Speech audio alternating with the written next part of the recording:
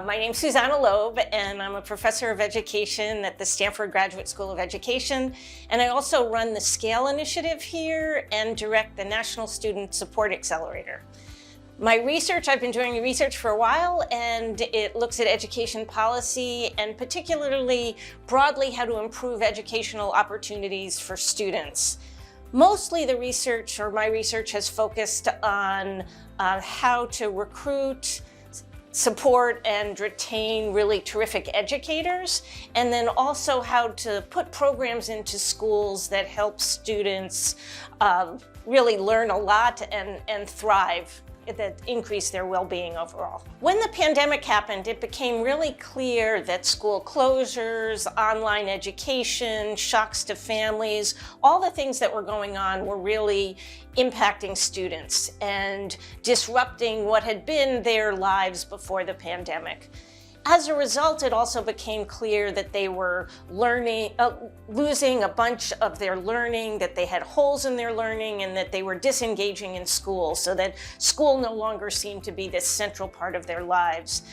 And many of us went and looked at the research literature from before to try to figure out what kind of approaches would help to re-engage kids in school and make up for these holes in their learning that really would be getting in the way of them progressing in school on grade level the way they would have done before.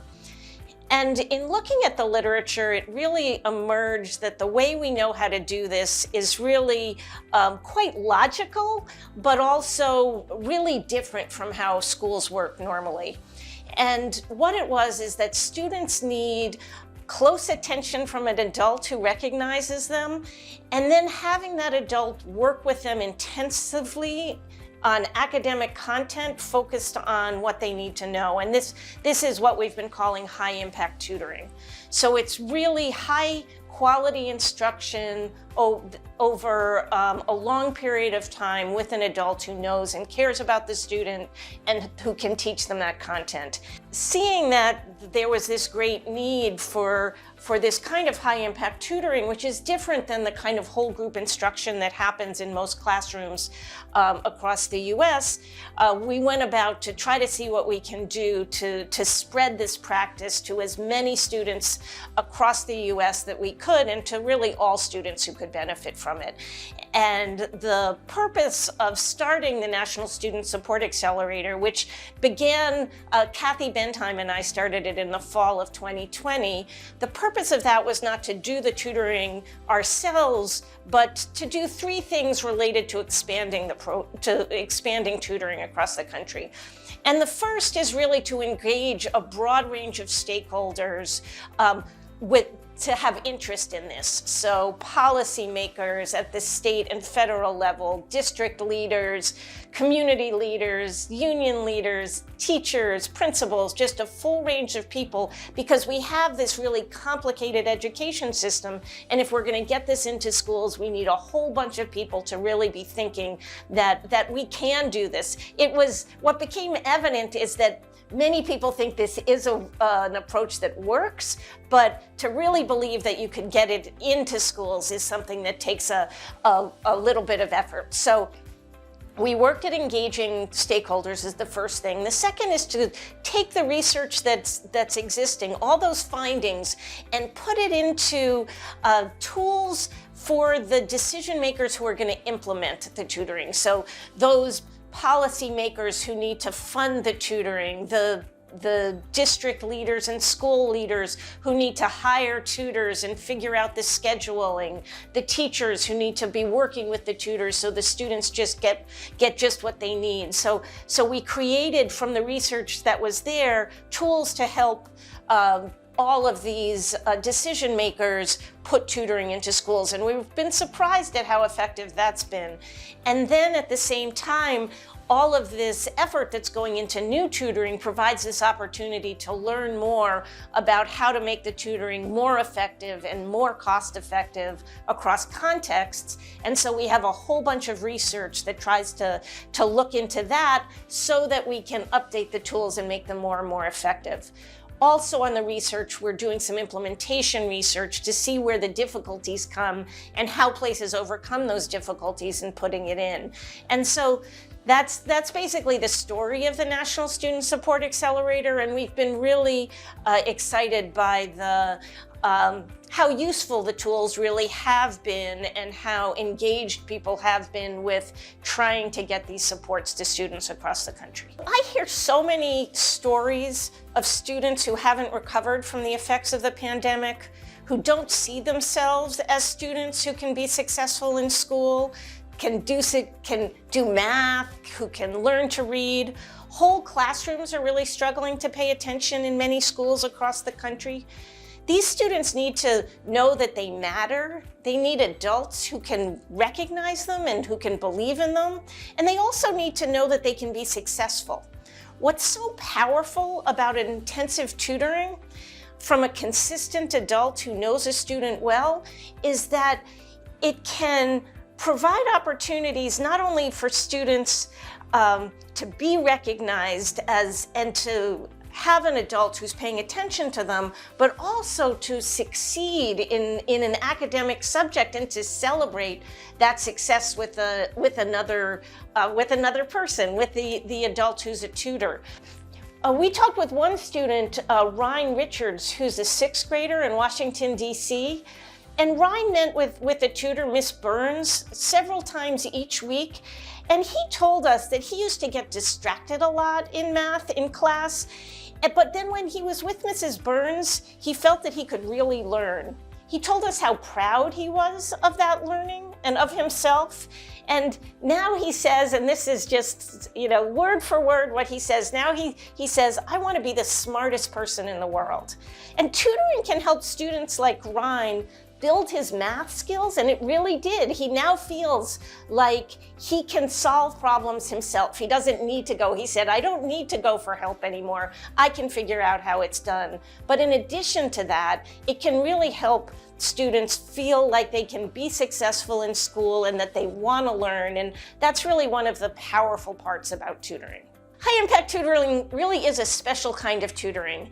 I like to think of it as intensive, relationship-based, personalized instruction.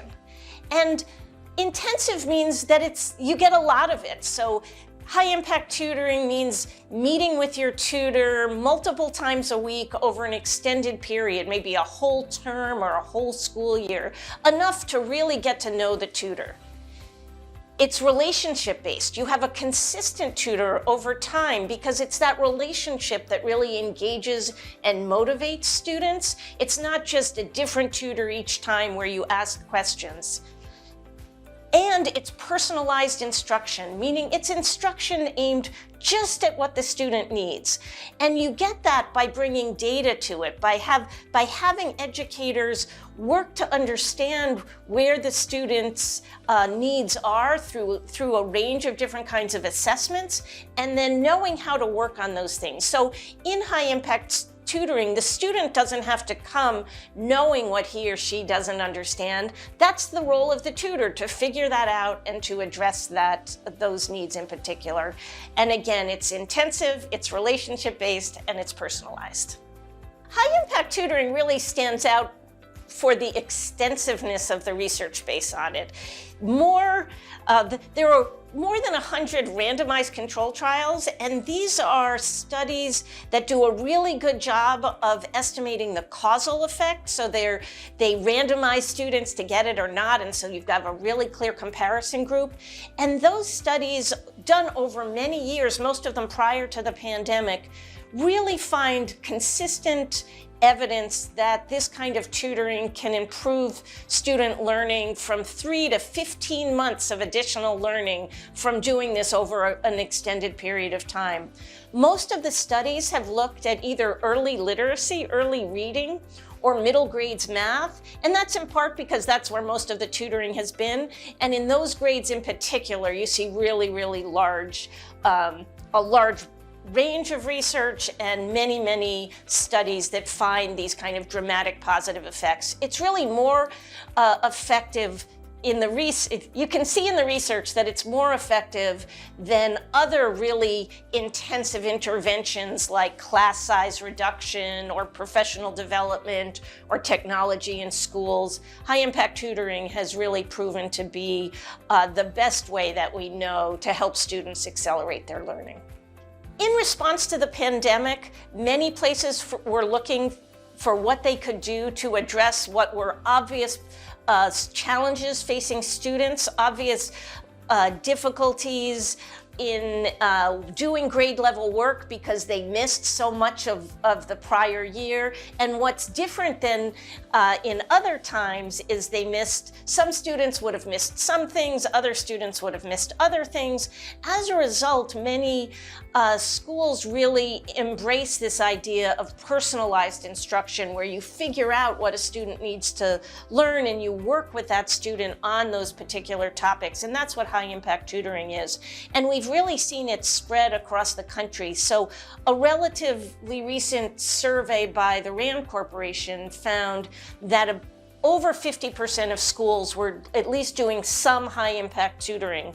And we've seen places across the country that have really tried this more intensively, trying to reach as many kids as they possibly can. One terrific example of this is Guilford County in North Carolina, where they're partnering with a number of local higher education institutions, so North Carolina State in Greensboro, North Carolina A&T, and they're getting tutors in, undergraduate students, graduate students, teacher preparation candidates to work with their students in a range of areas, in reading, in middle school math, in high school math, to address those needs. And I think what's so exciting about the Guilford example is that they're aligning the tutoring with the curriculum, with the high quality curricular materials that they have already, and they're really thinking about this as embedded in their instructional program, so that it is really just an element of what they're providing to students that fits really nicely with the rest of the instructional program. So Guilford is a terrific example, and then Ector County in Texas is another terrific example, and they're taking a different approach where they are partnering with a range of vendors who bring in tutoring programs, but those tutoring programs hire the tutors and have the curriculum. So it's a nice contrast from Guilford that is developing all of those things itself. They're doing the hiring, they're doing the curriculum. Both approaches can work really well. And it just depends on what resources you have locally to know which ones of those is a better fit for a particular district. We've been talking about high impact tutoring now since the pandemic, so you would have thought that, oh, well, it's all in there and it's gone, that it's smooth and all the places that could use it would get it, but that's just isn't the case. We're actually surprisingly still on an upward path for implementation, so more and more places are interested in it now. And it's really because the pandemic not only disrupted the lives of students, it really disrupted the lives of educators and schools, and it takes a while after such a shock to really make progress on the kinds of reforms that can have long-term positive effects. So it's not surprising that it's taken school districts a little while and states a little while to get this going. And so many places are putting it in for the first time right now, learning from the places that were the early movers and taking those lessons and doing it, I think, more effectively than the first movers that had to struggle with the idea that, oh, scheduling is tricky and you should think about it. Finding tutors is tricky. Where's the training coming from? There's a lot more knowledge in the system now, which makes it much smoother. But there is something coming up that's really important, which is that a lot of the tutoring that's being done now and has been done since the pandemic is because of the funding that the federal government put into schools to help students make up for to help students and schools make up for unfinished learning.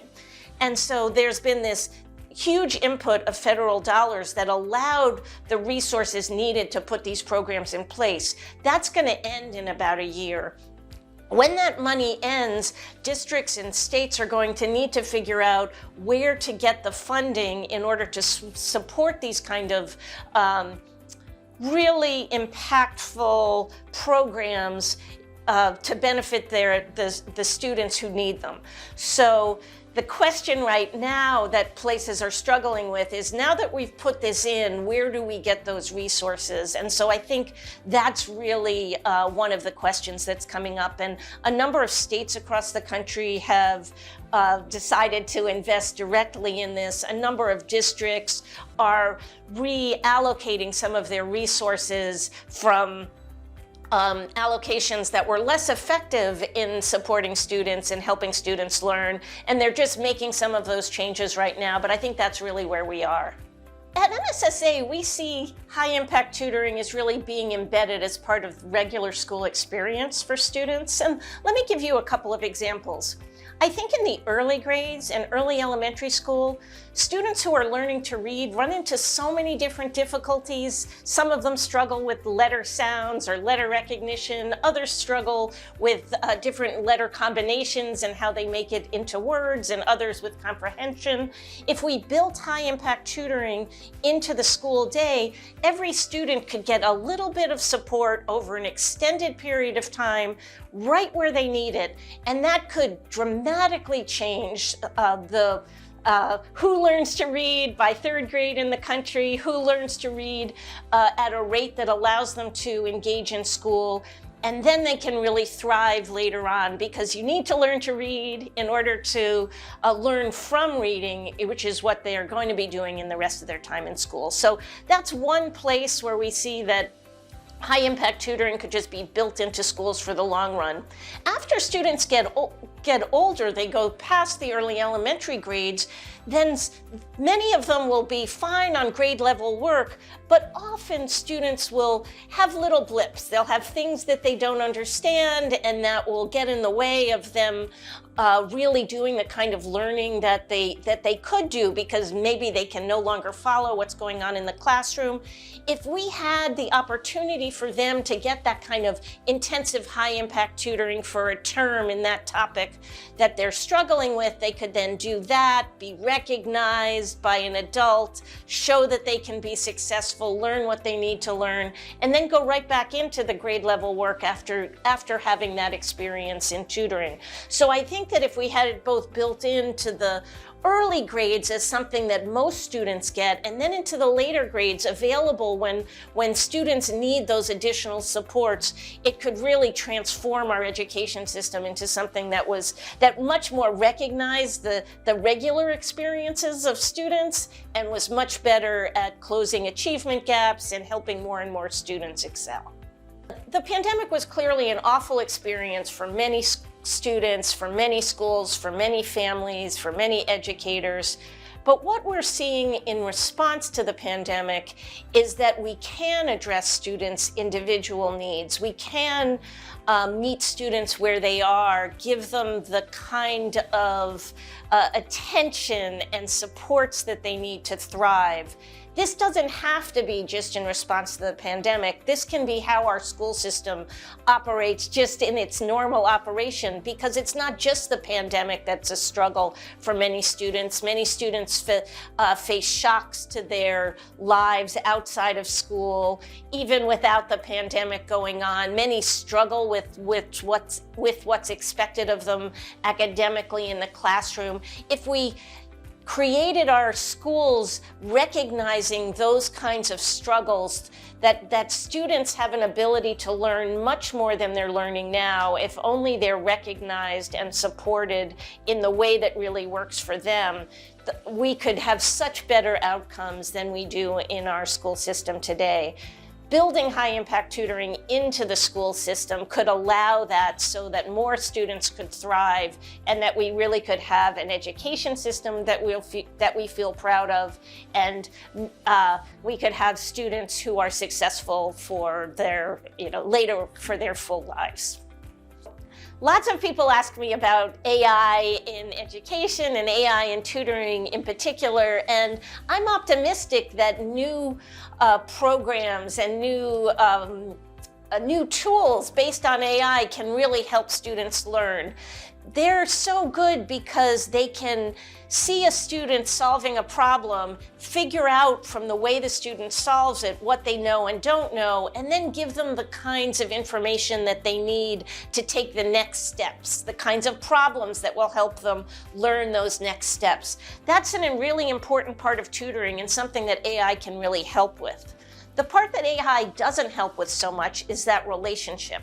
And the relationship part of tutoring is important because so many students are really disengaged from school and don't feel like they can be a student, that they can be a successful student in schools. It's really unlikely, at least right now, that AI is going to be able to help them make that connection, feel recognized by an adult, feel supported by an adult, have somebody who celebrates successes with them. So I think the trick right now is to figure out how to maintain the relationship part of high-impact tutoring, but make it more effective by building in all that AI can offer about what is great curriculum that can inspire this, that can meet the students where they are and help them make that next step academically. So I think there are pluses of AI, but I don't think right now that it's really going to take that full part of high impact tutoring off the plate of adults.